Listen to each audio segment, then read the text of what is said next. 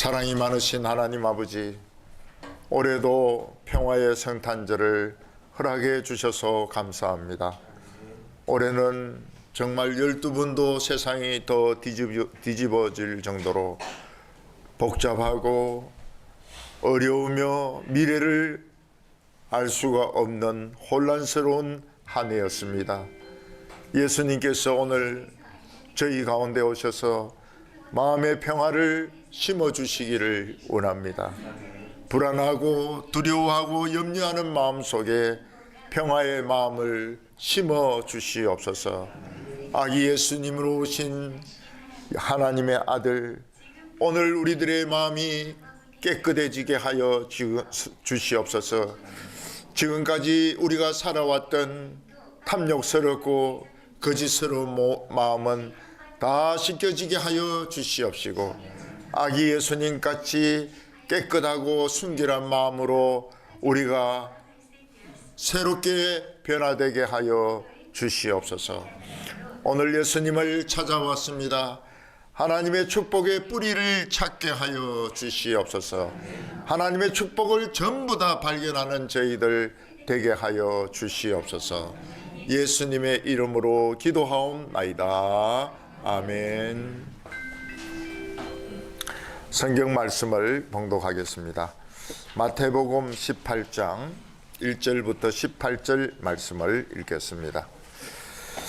예수 그리스도의 나심은 이러하니라. 그의 어머니 마리아가 요셉과 약혼하고 동거하기 전에 성령으로 잉태된 것이 나타났더니, 며칠 전에 저희 집 가까운 곳에 있는 전통시장에 간 적이 있습니다. 거기에 사람들이 어떤 가게 앞에서 길게 줄을 서서 뭔가를 사고 있는데, 또 제가 호기심이 또 그냥 넘어갈 수가 없어서 뭘 이렇게 사람들이 사시나, 그리고 가서 봤더니 팥죽이었습니다. 생각해 보니까 그날이 동지였습니다. 우리는 어렸을 때에 팥죽에 꼭 자기 나이만큼 새알을 넣어서 먹었습니다. 나이를 한 살 더 먹기 위해서 몰래 새알을 하나 더 넣는 사람도 있었습니다. 밤과 낮의 나이가 같아지는, 시간이 같아지는 이 동지는 농사를 준비하는 날이었습니다. 모든 악기를 쫓아내는 그런 미신이 있는 날이었습니다. 그리고 3일 뒤가 성탄절입니다. 성탄절에 전통시장은 그리 복잡하지 않았습니다. 사람들 중에서는 성탄절이 중요한 사람도 있고 중요하지 않은 사람도 있습니다. 주로 백화점에 있는 사람들이나 선물가게 사람들은 백화점이 중요합니다. 아마 성탄절에 물건을 많이 팔아야 이익이 남을 것입니다. 서양에서는 아이들이 전부 성탄절을 기다립니다. 착한 생활을 한 어린아이 양말에는 산타 할아버지가 와서 그 아이가 원하던 선물을 넣어준다는 겁니다. 그 선물은 다 엄마 아버지가 넣어준 겁니다. 찰스 디킨스가 쓴 크리스마스 캐롤을 보면 자기 욕심만을 위해서 탐욕스럽게 살던 스크루지 수전노가 있었습니다. 이 사람은 성탄절 날 일을 해서 돈 벌지 못하는 것이 너무너무 아까웠습니다. 조카가 성탄절 파티에 오시라고 하니까 자기는 안 간다고, 그런 쓸데없는 짓 할 시간에 자기는 딴 일을 하겠다고 합니다. 어려운 사람을 위해서 기부해 주세요 하면서 다니는 사람 보면 욕을 퍼부었습니다. 그런데 스크루지는 성탄 이브 날 저녁에 옛날 자기와 동업하다가 죽었던 그 친구의 유령이 나타나가지고 현재 자신의 모습을 보게 됩니다. 사람들은 파티하면서 돈밖에 모르는 자기를 욕을 하기도 하고 불쌍히 여기기도 했습니다. 그리고 스크루지는 자신의 미래 모습을 보게 되는데 그가 죽었을 때 동네 사람들이 몰려와서 모든 걸 다 가지고 가는 것을 보게 되었습니다. 스크루지는 잠에서 깨어났습니다. 그리고 아직 자기가 살아있다는 사실에 굉장히 기뻤습니다. 그는 이제라도 내 마음을 바꾸어야 되겠다 이렇게 생각해가지고 길에 있는 꼬마에게 자기가 먼저 인사를 합니다.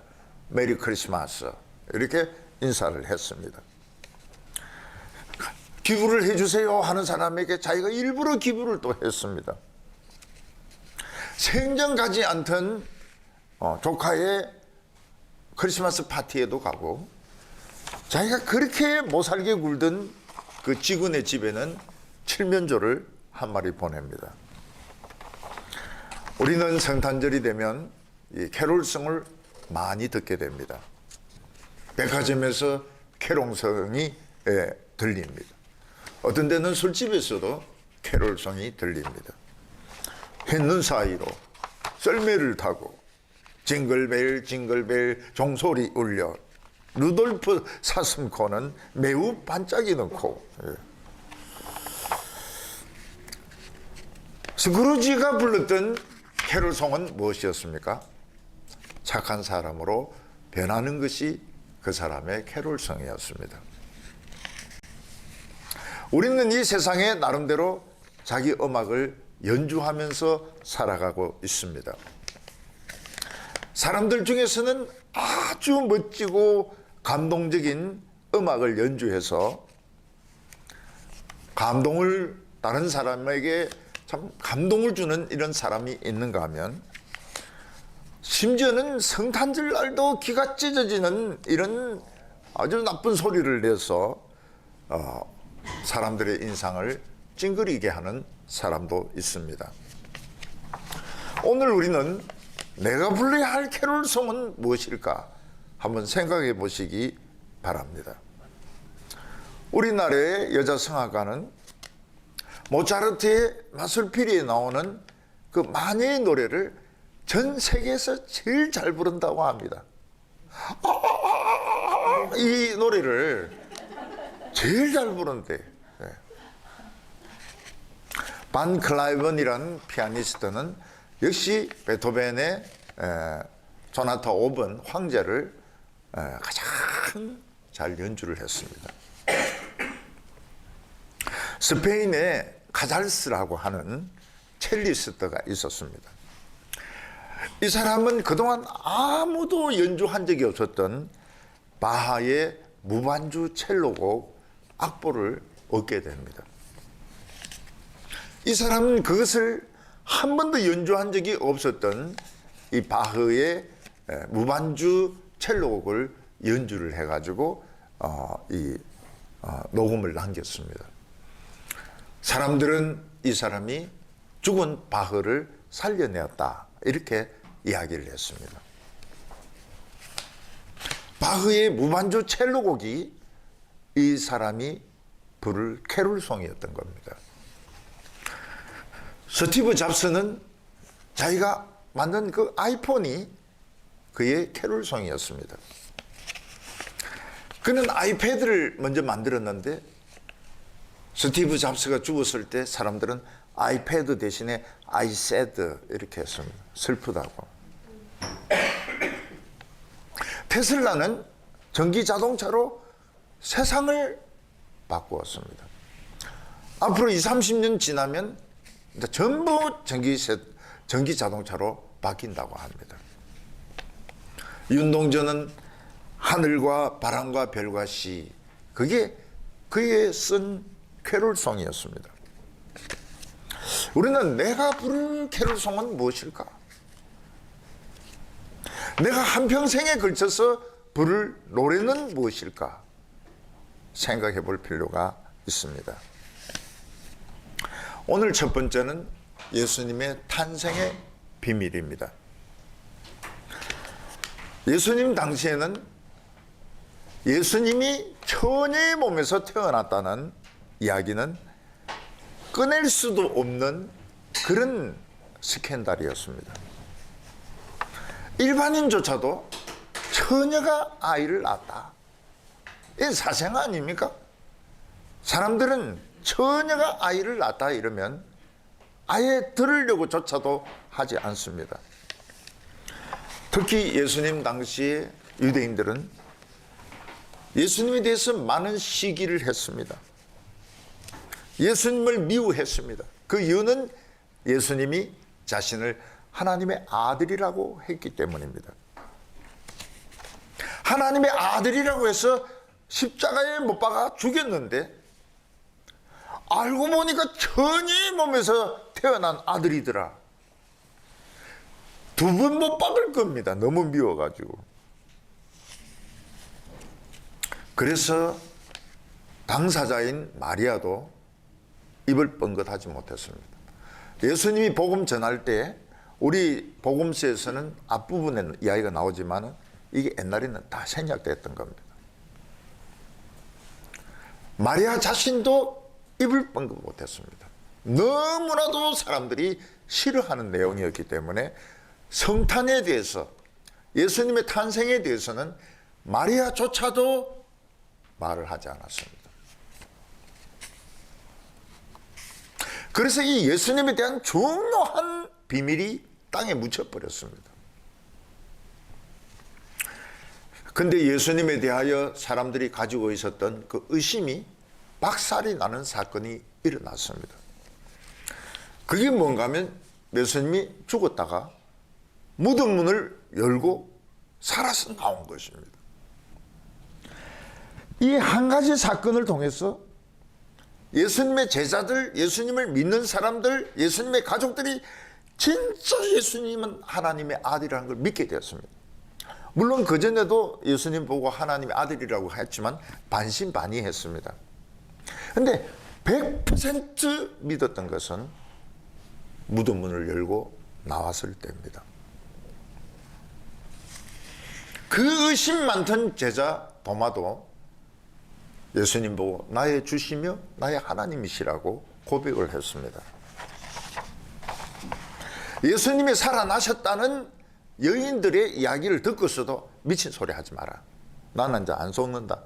그러면서 엠마오로 가던 두 제자도 길에서 예수님을 만나고 예수님의 이야기를 듣는 가운데서 진짜 예수님이시구나. 그래서 그들은 밤에 예루살렘으로 올라와서 우리가 길에서 예수님을 만났다고 이야기를 했습니다. 예수님이 확실히 하나님의 아들이라는 것은 바로 부활 사건 뒤부터였습니다. 그래서 로마서에 보면 그는 영으로는 하나님의 아들로 부활하심으로 하나님의 아들로 인정되셨으니, 그러니까 예수님이 하나님의 아들이라고 모든 사람들이 100% 믿게 된 것은 부활 이후였습니다. 근데 예수님의 제자들이나 추종자들 중에서는 진짜 예수님이 하나님의 아들이시라면 우리가 모르는 게 있다. 우리는 지금 예수님의 출생에 대해서는 아무것도 모르고 있는데 출생에도 비밀이 있을 것이다. 출생까지 알아보자. 이제 이런 사람들이 생기게 된 것입니다. 우리나라 목회자들 중에서 이미 고인이 된 영국의 로이드 존스 목사의 이런 책을 읽고 도움받는 사람들이 많습니다. 그 사람들은 대개 책 한 권을 이제 사서 읽습니다. 기독교인들이 책값을 엄청 아끼니까요. 네. 먹는 데는 안 아낍니다. 근데 책값은 엄청 아낍니다. 근데 한 권 읽으니까 좋으니까 두 권 삽니다. 나중에는 다 삽니다. 그 다음에 영어로 삽니다. 그 다음에는 CD로 사서 듣습니다. 못 알아듣지만 자고 듣습니다. 제가 영국에 갔을 때 그 로이드 존스가 설교하던 웨스트민스터 채플에 갔습니다. 문이 잠겼어요. 집회가 없어가지고. 그래서 그 밑에 노티스 광고를 이렇게 보니까 목요일 날 예배가 있대요. 그 노숙자들 같은 사람들 무료 급식하는 예배가 있대요. 그래서 목요일 날 다시 갔습니다. 가니까 이제 문이 열리고 사람들이 한 200명 정도 와서 예배를 드리는데 참 거기서 예배 드리는 그런 기쁨을 누렸습니다. 그런데 저희 교회에 이렇게 한 번씩 오시는 목사님 부부가 있습니다. 그분들은 로이드 존스를 좋아해가지고 웨스트민스터 채플에 가니까 만족이 안 되는 거예요. 그래서 그분들은 뉴카슬에 있는 로이드 존스의 묘지까지 찾아갔습니다. 근데 아무도 모르더라는 거예요. 로이드 존스가 어디 묻혔는지 모르더라는 겁니다. 한 노인을 만났더니 노인이 내가 안다 이러면서 따라오라고. 그래 가보니까 진짜 평범한 무덤이더라는 거예요.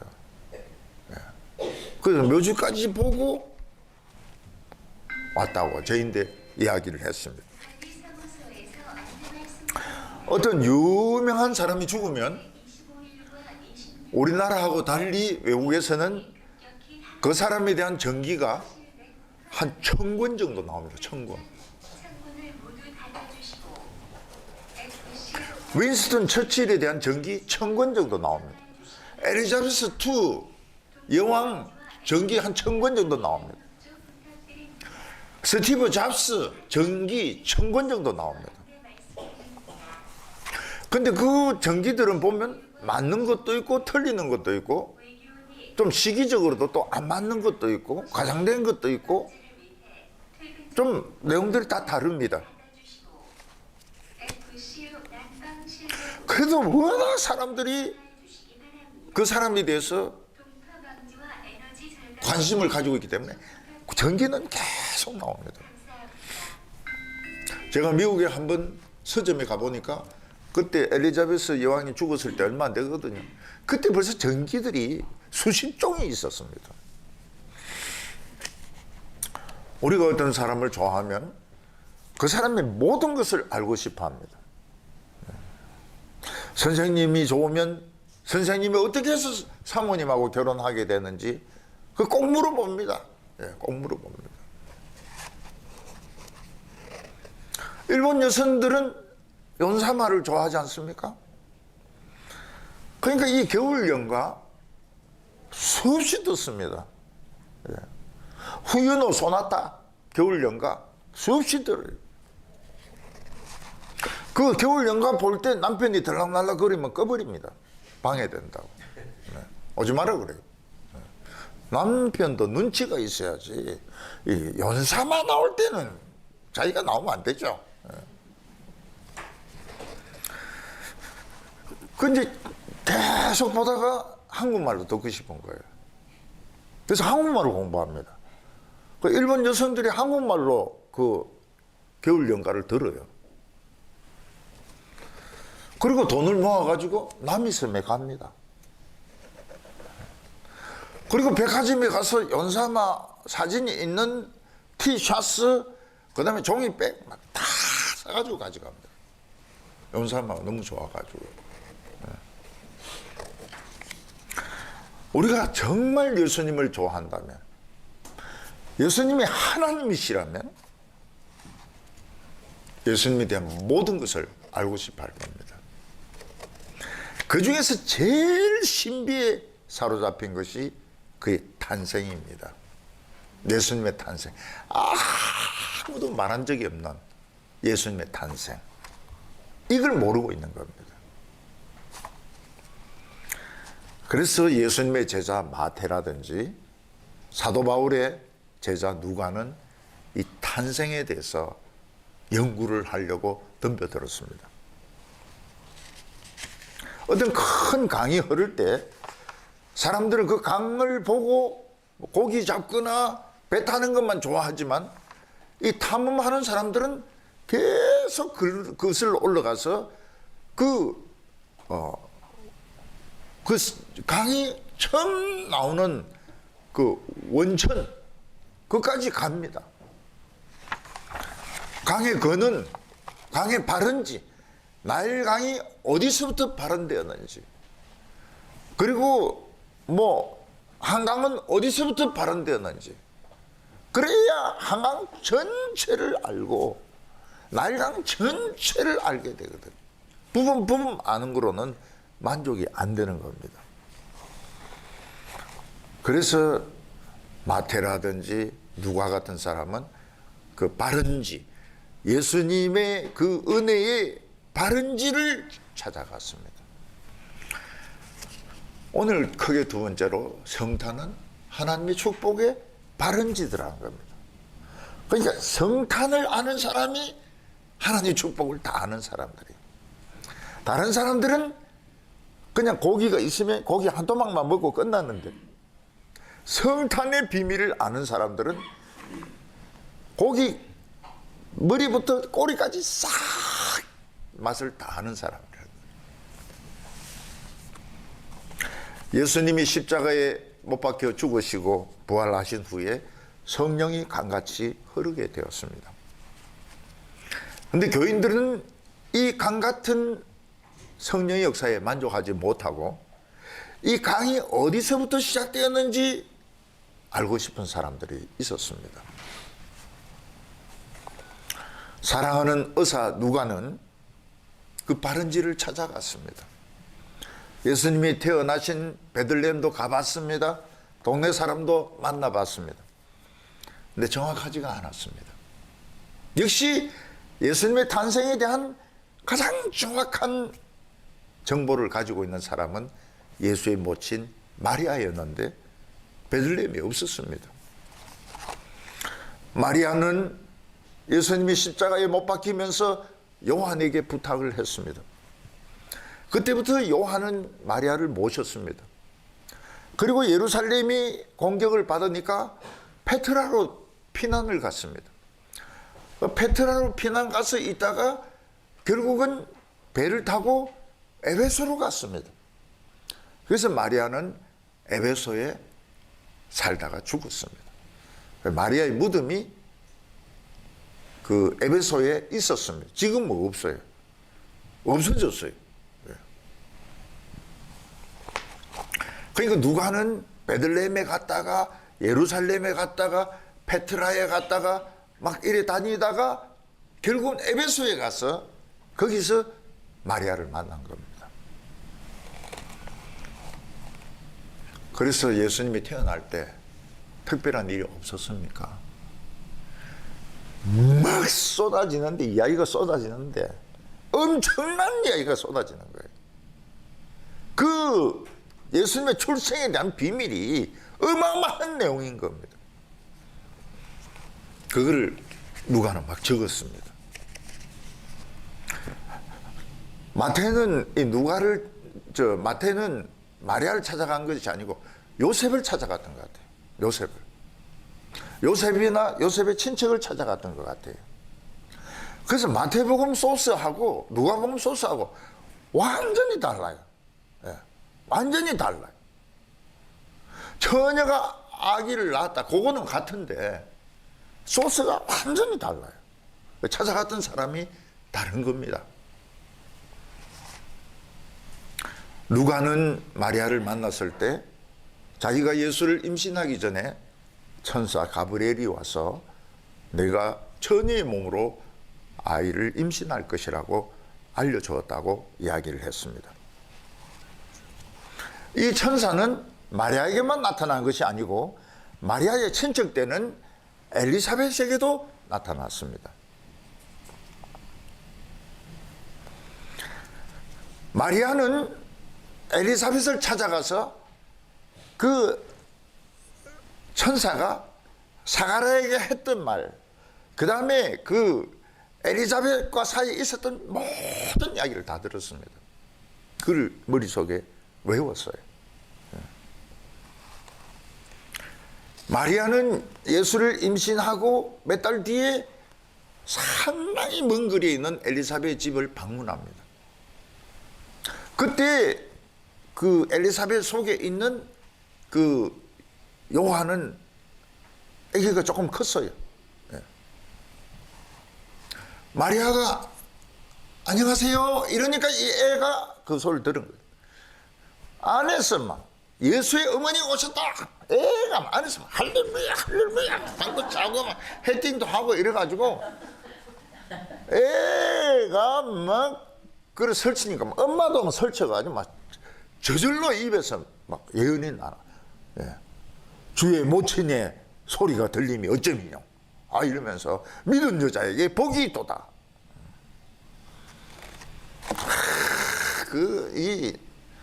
이 세례 요한도 보면 막 태아 때부터 참 보통이 아니에요. 보통이 아닙니다. 저희 교회에 아기가 있었습니다. 보통 아기들은 저를 무서워해요. 크지 않습니까? 크니까 무서워해요. 얘는 무서워하지를 않아요. 그래서 내가 엄마한테 물었어요. 왜 나 무서워 안 하는데? 좀 무서워해야 되는데 왜 안 무서워하는데? 이러니까 얘는 목사님을 안 무서워해요. 왜 그러냐 이랬더니 자기가 얘를 뵀을 때 매일 목사님 설교를 들었다는 거예요. 그러니까 얘가 목사님 안 돼. 그 음성도 알고 또 이제 외모도 안 돼. 그래 얘가 목사님 좋아한대. 그 설교 듣는 거를 설교 시간에 절대로 애가 울거나 떠들지 않는다는 거예요. 왜냐면 뱃속에서부터 계속 들어오던 설교니까. 그러니까 애가 그렇게 하는 거죠. 아, 뱃속에서 하던 강의 설교를 연속해서 하는구나. 그리고 그 엄마를 제가 현명하다 그랬어요. 참 현명하다고. 마태는 요셉을 찾아갔습니다. 그때 요셉이 있었는지 죽었는지 알 수가 없습니다. 어쩌면 요셉의 친척을 만났을지 모릅니다. 그때 요셉은 마리아의 임신 소식을 듣고 이혼하려고 했다는 겁니다. 그리고 관계를 끊으려고 했다는 거예요. 그런데 꿈에 하나님의 천사가 나타나서 마리아가 임신한 것은 음영으로 되어진 것이 아니고 하나님의 성령으로 되어진 것이다. 마리아를 아내로 데려오라. 그렇게 해서 마리아를 자기 부인으로 데려오게 됩니다.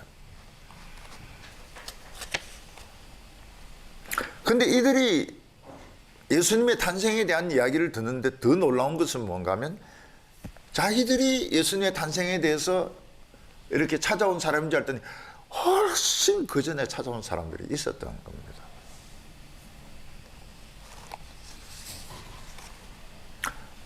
마태 사도는 자기가 예수님에 대한 그런 기록들을 하는데 훨씬 전에 동방에서부터 박사들이 찾아왔더란 거예요. 동방에 있는 이 박사들은 밤에 별을 관측하고 있었습니다. 근데 평소에 없던 별이 나타났습니다. 어떤 사람은 혜성이다, 할리, 혜성이다 이런데 혜성이 아닙니다. 혜성이 아닙니다. 아주 지구에 가깝게 뜬 별이었습니다. 별들은 지구에서 굉장히 멀거든요. 어느 정도로 지구에 가까운가 하면 지구를 비출 정도로 그렇게 가까운 별이 뜬 겁니다. 박사들은 의논을 했습니다. 저 별의 정체가 뭐냐?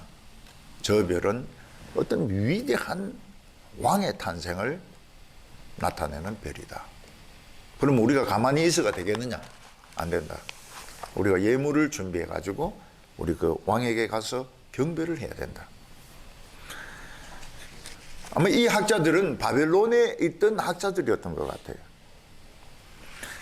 그들이 별을 따라 오는데 몇 달 걸렸습니다. 그들은 주로 밤에 유행을 했습니다. 왜냐하면 별이 밤에 보이니까요. 낮에는 나무 그늘이나 숙소에서 잠을 자고 밤에 별이 보이면 또 길을 떠났습니다. 그들이 가는 그 길에는 절벽도 있었습니다. 호수도 있었습니다. 강도 있었습니다. 길이 없는 곳도 있었습니다.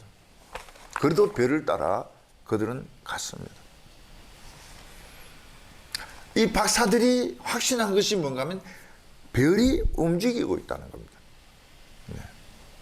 Star is moving. 스타는 지금 움직이고 있어요. 자기들의 길을 가이드하는 것 같았어요. 움직이고 있었어요. 아주 특별한 별, 없는 별, 다른 데는 찾아볼 수 없는 별이 나타났던 겁니다. 근데 박사들이 실수를 하나 합니다. 자기들이 바른 길 가고 있다는 확신이 너무 센 나머지 별을 앞질러 버렸어요. 유대에 들어가서는 왕의 아들이면 당연히 예루살렘에서 태어났지. 그래서 그냥 별을 팽개치고 예루살렘으로 들어갔습니다. 거기 아기가 없어요. 예루살렘 왕궁에 아기가 없어요. 팍 뒤집어졌습니다. 엄청난 소동이 일어났습니다. 메시아가 태어났다는 소식은 기쁨이 아니었습니다. 난리에 난리였습니다. 그들은 왜 메시아가 태어났다는데 기뻐하지 않습니까? 자신들의 안정된 생활을 원했기 때문입니다. 메시아가 가져올 변화를 원치 않았습니다.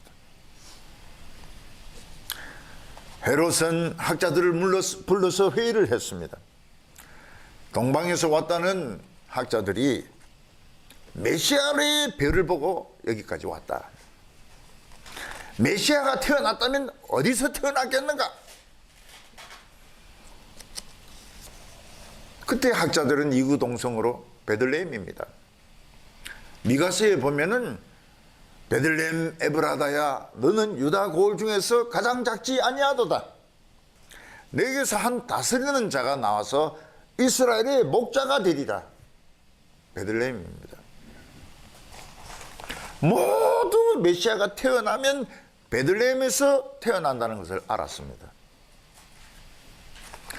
근데 그 학자들 중에서 제사장들 중에서 밤에 몰래 베들레헴으로 가서 아기 예수를 만난 사람 한 명도 없었습니다.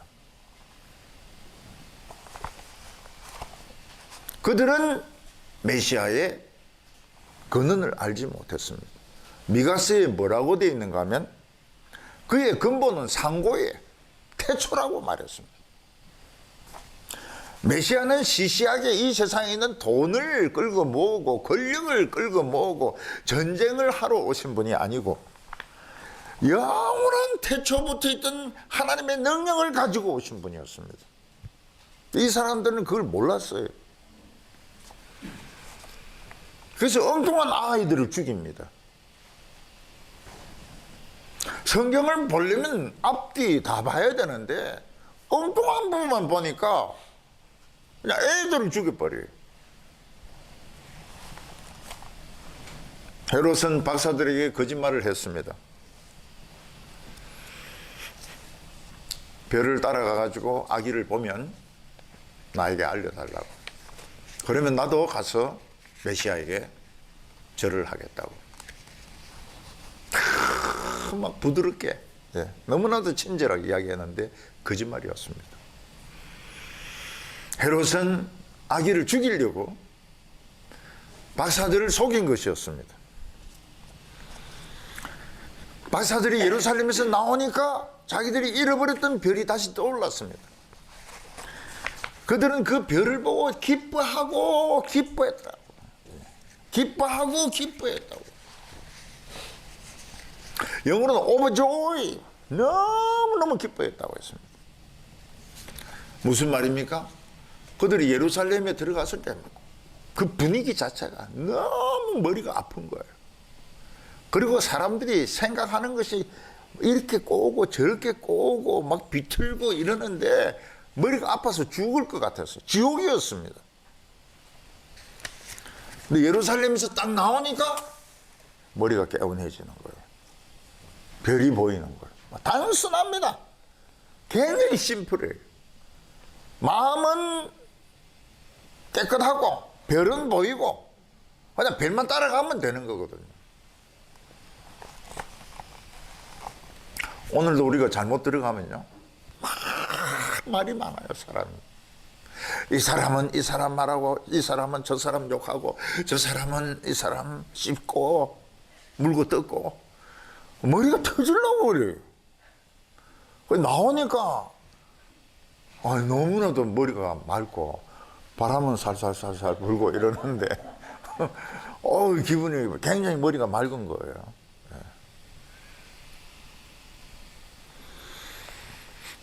그 별이 움직이는 별이었습니다.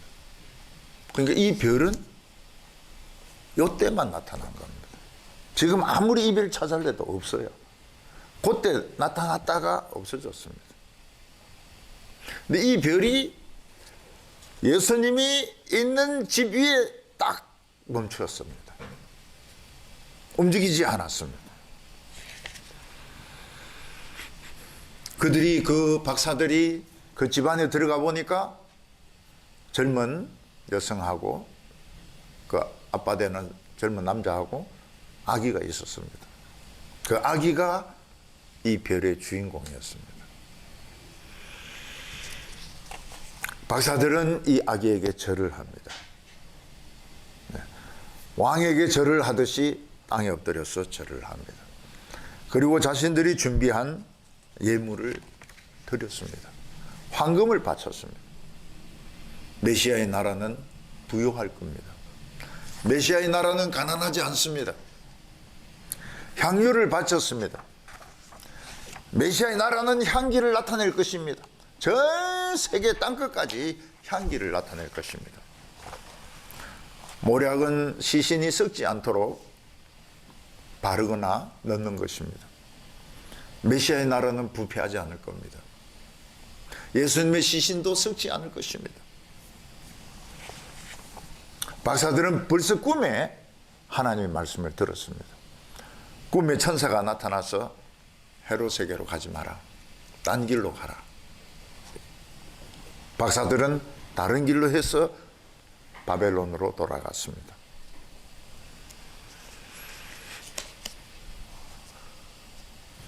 헤롯은 아무리 기다려도 박사들이 안 옵니다. 이 박사들이 올 때가 넘었는데 안 와요. 내가 속았구나. 이 박사들 어리숙한 줄 알았더니 딴 길로 갔구나. 그러면 내가 나서야 된다. 베들레헴이라고 했지. 그리고 별 나타났대 하고 계산해 보니까 한 1년 반쯤 되는데 넉넉하게 잡아서 한 2년 정도 잡자. 이 2살 밑으로 태어난 남자아이들은 메시아일 가능성이 많다. 군대를 보내서 죽이라고 했습니다. 예수님의 탄생은 좋은 일만 있었던 것이 아닙니다. 이것은 전쟁의 시작이었습니다. 성탄절은 마귀와의 싸움의 시작이었습니다. 아기가 어떻게 군인이나 어른들과 싸워서 이길 수 있습니까? 그러나 그들은 아기를 찾아서 죽이려고 했습니다.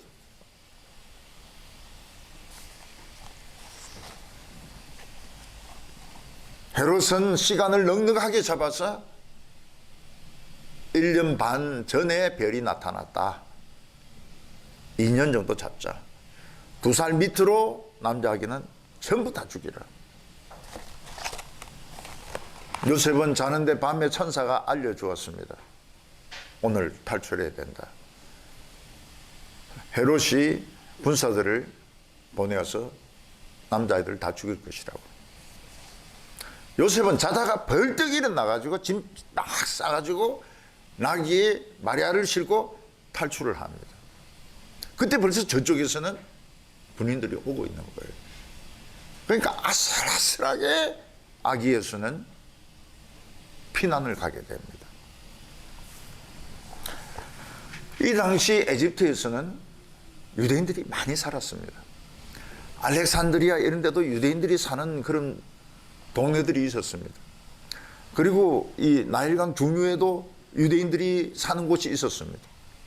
예수님은 그곳에 가서 몇 달 동안 숨어서 거기 있다가 헤롯이 죽고 돌아왔습니다. 헤롯은 베들레헴에서 2살 밑인 모든 남자애를 다 죽였습니다. 그래서 마태 사도는 예레미야 예언을 인용을 합니다. 라마에서 슬퍼하며 통곡하는 소리가 들리니 라헬이 그 자식을 위하여 애곡하는 것이라. 그가 자식이 없으므로 위로받기를 거절하였도다. 라마는 베들레헴에서 바벨론으로 가는 그 중간에 라헬이 죽은 묘지가 있는 곳입니다. 예레미야 때 유대 족속들, 베냐민 족속들 다 라헬의 후손들입니다. 그들이 바벨론으로 포로되어 가니까 거기에 묻혀있던 라헬이 통곡을 합니다. 근데 라헬이 또 통곡을 합니다. 예수님 때 또 통곡을 한다고 이야기했습니다. 이거는 없기 때문에. 여기 보면 아이들이 없으므로 이렇게 했는데 원문에는 없으므로 통곡한다고 했습니다. 뭐가 없습니까? 메시아가 없어요. 메시아가 없으니까 아이가 없습니다. 아이가 없으니까 위로도 없습니다. 소망도 없습니다. 죽음밖에 없습니다. 그래서 라헬이 또 우는 겁니다. 위로를 받을 수가 없어요. 메시아가 있어야 위로가 있지, 메시아가 없는 곳에서는 위로받을 길이 없는 겁니다. 마리아의 남편 요셉은 호적하러 베들레헴에 오면서 만삭이 된 마리아를 데리고 왔습니다. 그게 뭘 이야기합니까? 마리아의 임신은 이미 고향에서 조금씩 알려진 겁니다. 그래서 마리아를 그냥 혼자 두었다가는 맞아 죽을 가능성도 있기 때문에 만삭이 된 마리아를 데리고 왔습니다. 베들레헴에 다 왔는데 마리아는 이 진통이 시작이 되었습니다. 요셉은 막 집집마다 다니면서 여관마다 다니면서 아내가 지금 진통을 하고 있는데 좀 방을 좀 따뜻한 방을 좀 비워달라고. 사람들은 그건 네 사정이다. 네 사정이고 우리는 지금 여기서 지금 열심히 지금 이거 하고 있는데 방을 비워줄 수 없다. 아무도 단 한 명도 방을 비워주지 않았습니다. 그러니까 요셉은 어떤 주인의 양해를 얻어가지고 양하고 나귀하고 동물들이 한꺼번에 들어가는 그런 우리가 있습니다. 그 우리 하나를 빌렸어요. 이제 거기는 동물들이 바람을 막을 수도 있고 또 지푸라기도 있고 또 구유도 있고 이러니까 막 길바닥에서 예수님을 낳는 것보다는 나았습니다. 요셉은 주인에게 부탁해서 아이가 태어났을 때 씻을 수 있는 따뜻한 물도 준비했습니다. 마리아는 진통을 했습니다. 예수님을 낳는다고 해서 진통이 없었던 것이 아닙니다. 아마 보통 여자들이 진통하듯이 진통했던 것 같습니다. 남자아이를 낳았습니다. 요셉은 아기를 따뜻한 물로 씻었습니다. 그리고 모유를 먹였습니다. 모욕을 시키고 모유를 먹이니까 아기는 잠을 잤습니다. 근데 그 우리 안에 있는 동물들이 야, 동물 우리에 사람이 나는 법이 있냐? 야, 너희들 학교 다니서 알겠지만은 왜 사람 애가 동물 우리에서 나냐? 그러면서 이제 이 동물들이 구경하러 오는 거예요. 있고 양들도 많고 그리고 닭도 있고 오리들도 있고 전부 신기한 거예요. 그러면서 이 짐승들의 머릿속에 무슨 생각이 떠올랐습니까? 이 아기는 천지를 창조한 분이시오. 우리 주님이시오. 그러니까 양들이 우리 주님이시라고? 야, 따닥따닥 붙어. 지금 바람 들어온다. 바람 들어와. 양들이 막 딱 붙어가지고 예수님을 따뜻하게 이렇게 해드리고, 동물들은 기뻐서 웃었습니다. 성경에 동물들이 웃었다는 말이 어디 있느냐? 없습니다. 근데 이때는 웃었을 것 같아요. 닭들도 이렇게 웃었을 것 같고 양들도 웃었을 것 같아요. 너무 기뻐가지고 구주가 자기들의 우리에서 나셨으니까 얼마나 기쁩니까? 바람을 막아들이자. 춥지 않도록. 그리고 닭, 너 오늘 새벽에 울지 마라. 아기 깨면 안 된다. 응? 알았어. 장땅 너 말이야. 오늘 울지 마라.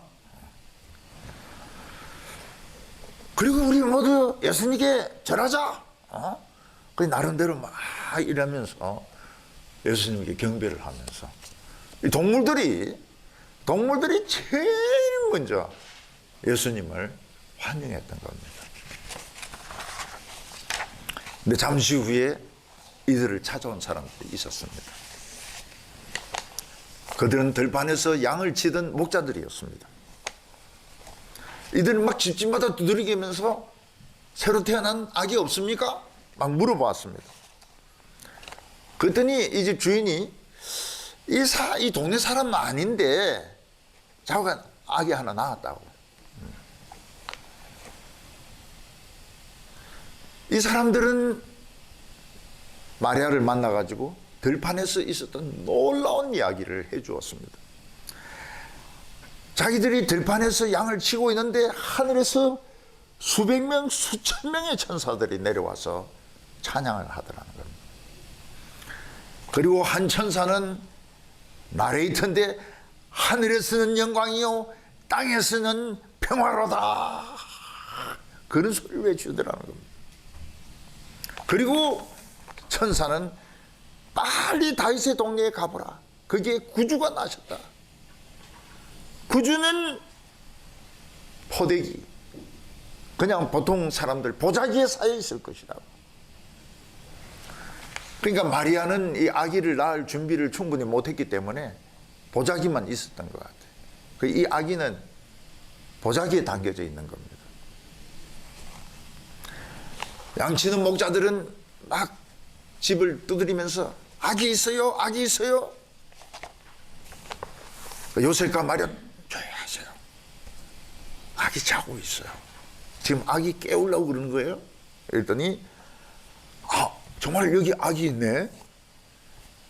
그 목자들은 와서 자기들이 본 거, 들은 거를 마리아한테 이야기해 줬습니다. 우리가 베들레헴 부근에서 양을 치고 있는데 천사들이 하늘에서 수백 명이 내려와 가지고 합창을 하는데 그런 노래는 처음 들어봤습니다. 한 사람이 나레이트로 이야기하는데 하늘에는 영광이요 땅에는 평화로다, 그런 말씀을 외치더라는 거예요. 그리고 또 천사는 너희들은 다윗의 동네에 가서 아기를 보라. 아기는 보자기에 쌓였을 것이라고. 우리 번역에는 보자기만 너무 얇잖아요. 그래서 그냥 포대기, 그 아이들이 그 쓰는, 그렇지만은 실제로는 더 형편없는 보자기입니다. 보자기.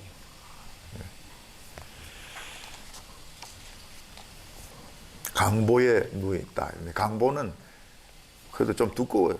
아기들을 이렇게 쌀 수 있도록. 실제로는 그보다 훨씬 못한 겁니다. 예수님은 누구십니까? 하나님 아들이시고 하나님이십니다. 그분이 진짜 이 세상에 오셨어요. 왜 오셨습니까? 자기 모든 걸 우리에게 다 주시려고 오신 거예요. 그래서 성탄절이 낙동강 한강의 발원지입니다.